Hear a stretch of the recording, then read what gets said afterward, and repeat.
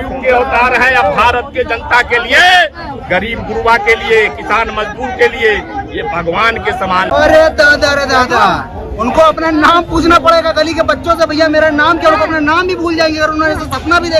बहुत पहले से ही सेंट्रल मिनिस्टर सेंट्रल गवर्नमेंट के अंदर ही काम करती है, तो सेंट्रल गवर्नमेंट जिसकी भी रहेगी, सीबीआई और अन्य जो भी बॉडी है जो सेंट्रल गवर्नमेंट के अंदर आती है वो उनकी ही रहेगी। सीधा सीधा कार्रवाई होगा अगर भारत के विरुद्ध कोई आग दिखाने का काम करेगा तो मोदी जी है आंख निकाल लेंगे। लालू क्या, लालू के वंशज क्या, 4-5 वंशज क्या, इनके वंशज के वंशज चले, पप्पू के 4 पप्पू हो जाए, मोदी जी का बाल बाका न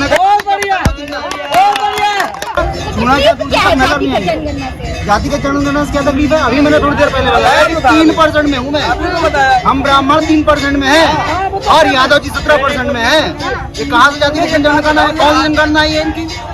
मोदी जी तो भी ये लालू क्या, लालू के वंशज क्या, 4-5 वंशज क्या, इनके वंशज के वंशज चले, पप्पू के 4 पप्पू हो जाए, मोदी जी का बाल बाका न मैं कह रहा हूँ 4 पप्पू हो जाए, उनका कोई बाल बाका नहीं कर सकता। वो जब तक अंतिम सांस लेंगे, जब तक अंतिम सांस लेंगे तब तक सब मोदी के साथ हैं। बहुत बढ़िया। आप बताइए आज क्या नहीं मुमकिन है भारत में, आज हम 5वें स्तर पे पहुँच गए हैं, यह मुमकिन है आज। अगर मोदी जी तो हम ये आज यहाँ खड़े हैं लखनऊ से राजनीतिक के घर से, अटल जी, मोदी जी और लाल जी टंडन सब वहाँ से हैं, मैं वहाँ से निकल गया हूँ।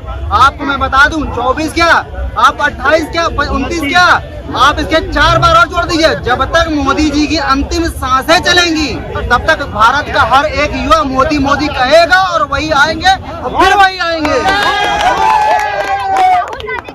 देखिए पहली बात तो मैं उनका नाम नहीं लेना चाहूंगा, उनको मैं दूसरे नाम से समर्थित करना चाहूंगा जो कि उनको हमारे उपराष्ट्रपति जी पहले दे चुके हैं। उनको तो मैं कुछ समझता ही नहीं, अगर वो कुछ समझेगा तो आज जो इंडिया गठबंधन करके ना बैठे होते, वो जो उन्होंने रावणी सेना, जो उन्होंने रावण राज कहा था जिन्होंने, आज वो रावण की सेना बना के बैठे 10-10 मुंह लगाए हुए हैं। उनको तो मैं मोदी जी के पैर की धूल की चटन भी नहीं समझता, मैं उनकी तो बात करना ही नहीं चाहता, मैं उनका नाम नहीं लूंगा किसी। अरे दिक्कत कैसे, पढ़े लिखे तो हैं, पढ़े लिखे हैं तो जाके शादी कर लें। अब वो मोदी जी थोड़ी ना बन जाएंगे अगर शादी ना करेंगे तो। मतलब कि आप कहीं पे आपने देखा होगा कि जमीनी स्तर से जुड़ कर क्या वो लोगों की समस्याओं को समझ लें, जैसे कहीं कुली बनते हुए दिखते हैं तो अभी आपने देखा होगा। आपको याद होगा आज से 8 साल पहले भट्टा परसौल हुआ था, भट्टा परसौल घटना याद है आपको? वो जाके गांव की गलियों में पगडंडियों पे टहले थे। आज भट्टा परसौल उनसे पूछ लीजिए कहाँ, मैप में उनको याद नहीं होगा, उनका दिमाग कितना है। अभी आप जो जमीनी स्तर से जुड़ने की बात कर रही हैं, 4 दिन पहले खेतों में अटैची पाए गए पहिए वाले अटैची के साथ। मैं भी मीडिया से जुड़ा था, मैं भी वही दूर से ही देखता उनको, लेकिन मैं जब मुझे कार्टून नेटवर्क देखने का मन करता है, मैं बड़ा हो गया ना, कार्टून नेटवर्क नहीं देख सकता, मैं पप्पू को देख लेता हूँ किस चैनल पे आ रहे हैं। अच्छा। मैं वही मनोरंजन मैं कर लेता हूँ। और जब मुझे अपने पावर का अनुभूत करना होता है कि मैं किस पावर में कितनी पारे में हूँ, तो मैं ढूंढ लेता हूँ कि मोदी जी कहाँ लेक्चर दे रहे हैं, तब मुझे पता चलता है कि मैं किस देश में रह रहा हूँ। अब मजाक में ले रहे, राहुल गांधी तो कह रहे हैं कि मेरे रग रग में राजनीति घूम रही है, एक बार हमें मौका जो देख रही है। नहीं रग रग में उनके राजनीति घूमी थी, जो उनके रगों में राजनीति थी। मैं इंदिरा गांधी जी को राजनेता मानता था। उनके बाद जो 60 साल पीछे ले जाने में, जहाँ भारत पहले 1 नंबर पे था, वहाँ जो इतना पीछे ले जाने में 125वें नंबर पे ले जाने जो जिनका हाथ था, उनका वही राजनीति में वही बोल रहा है और वो कुछ कर नहीं सकते। अब वो कितना भी चले, इंडिया गठबंधन करते, फलाना गठबंधन ठिकाना, उनका जो अंतिम गुरु का पत्ता था, वो सोनिया गांधी कौन थी, वो मेनका गांधी, क्या नाम लड़की उनका, मैं तो उनका नाम भी नहीं जानता, प्रियंका गांधी, वो तुर्क की इक्का जो दिन की, उन्होंने उसको अपने लखनऊ में चला कर देख लिया। अरे आप बल्कि मिले थे, विपक्षी तो कह रहे हैं वाराणसी से वो लड़ती है तो मोदी जी को वापस गुजरात जाना पड़ेगा। अरे दादा उनको अपना नाम पूछना पड़ेगा गली के बच्चों से, भैया मेरा नाम क्या, उनको अपना नाम भी भूल जाएंगे अगर उन्होंने ऐसा सपना भी देख लिया तो। अच्छा। हाँ। ऐसा क्यों सर? अरे आलोक राय को खड़ा करके देखा तो बनारस में उन्होंने, क्या हुआ? क्या आज उनका आलोक राय कहाँ, उन्हीं का पत्ता कट गया, उनको पूछने वाला कोई नहीं है वहाँ पे बनारस में। जहाँ पे बता रहे थे वहाँ पे पत्ता गायब हो जाए, वहाँ उनका पत्ता ही नहीं बचा है। मोदी को पीछे नहीं रोका जाता, वहीं पे वो बोल रहे कि मोदी सरकार अब घमंड में आ चुकी है, हर तरफ दंगाई कर रही है। अरे यही तो सबसे बड़ी बात है कि जब से 9 वर्षों में, 9.5 वर्षों में, जब से मोदी जी की सरकार बनी है, एनडीए गठबंधन और भारतीय जनता पार्टी की सरकार बनी है, पूरे देश में एक भी जो है छुरछुरिया पटाखा हम लोग बिहार में बोलते हैं, छोटकी पटाखा आलू बम वो भी कहीं नहीं फटा है। नहीं तो वही कांग्रेस की सरकार थी, आए दिन सभी जगह यहाँ भी बम फटा था, सभी चौक चौराहे पे देश के अंदर में, चाहे वो गुजरात हो, छत्तीसगढ़ हो, बिहार के ऐतिहासिक पटना के गांधी मैदान में बम फटा था। कहाँ बम नहीं फटा? ये मोदी जी हैं तो मुमकिन है कि आज आतंकवादी बिल में घुस गए हैं और आतंकियों को जिस प्रकार से पाकिस्तान के अंदर में घुसकर सर्जिकल स्ट्राइक करके और धूल चटाने का और मौत के घाट उतारने का काम किया गया था, ये बता दिया गया है, चेतावनी दे दी गई है पूरे देश में कि अब इधर उधर की बात नहीं चलेगी, सीधा सीधा कार्रवाई होगा। अगर भारत के विरुद्ध कोई आंख दिखाने का काम करेगा तो मोदी जी है आंख निकाल लेंगे।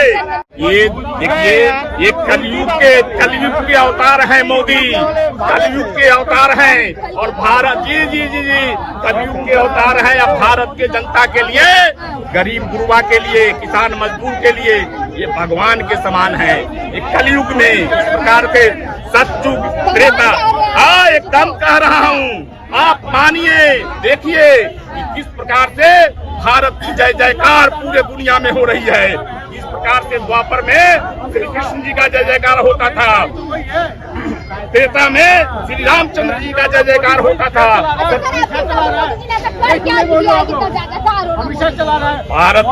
भारत को इतना शक्तिशाली उन्होंने बना दिया है कि कोई भी देश आंख उठाकर नहीं देख सकता। जो आंख दिखाता है उसको आंख से आंख मिलाकर जवाब देने की क्षमता रखता है। बाकी लोगों में नहीं है ये क्षमता। बाकी लोगों में रहता तो ये 14वें पायदान पर भारत की इकोनॉमी रहती।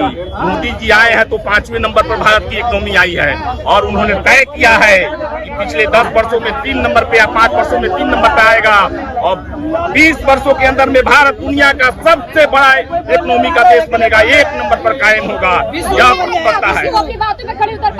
अरे आप देख रही हैं ना, जो वो कहते हैं वो करते हैं, वही शिलान्यास करते हैं और वही उद्घाटन करते हैं। ये पूरे देश में दिख रहा है।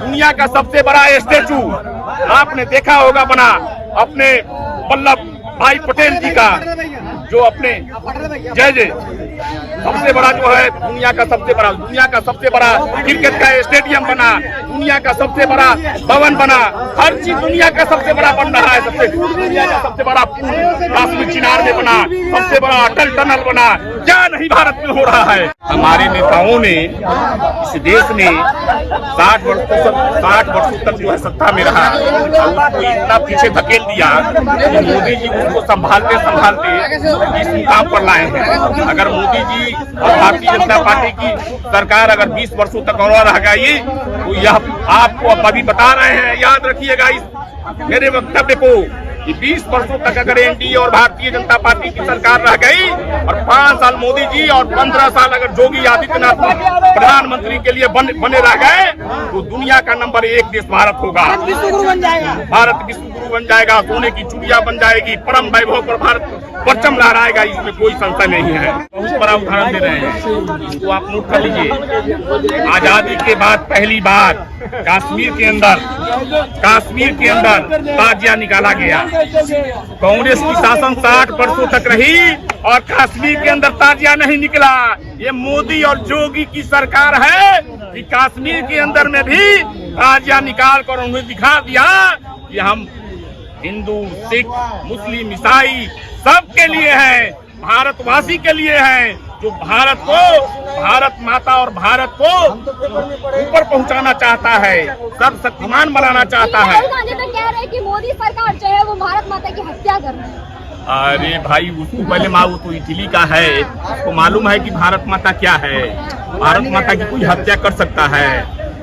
इतना कॉमन सेंस नहीं है जिस व्यक्ति को, इसीलिए ना उसे कभी कभी लोग पप्पू कहता है। भारत माता की आप ही से पूछ रहे हैं, आप ही बताइए, भारत माता की हत्या हो सकता है किसी में क्षमता है? भारत माता के बारे में उन्होंने पता है, रायबरेली जो उनकी सोनिया गांधी की माँ का क्षेत्र था, अगर आप अभी रायबरेली चली जाइए तो वहाँ पे आपने सुना होगा ईसाइयों को धर्म प्रदर्शन करके हिंदुओं को ईसाई बनाया जा रहा है। पप्पू को भारत के बारे में बस इतना पता है, केरल में ईसाई बन चुके हैं, वो दक्षिण भारत चले गए इलेक्शन लड़ने, उनको पता था मेठी में खाता नहीं खुलने वाला।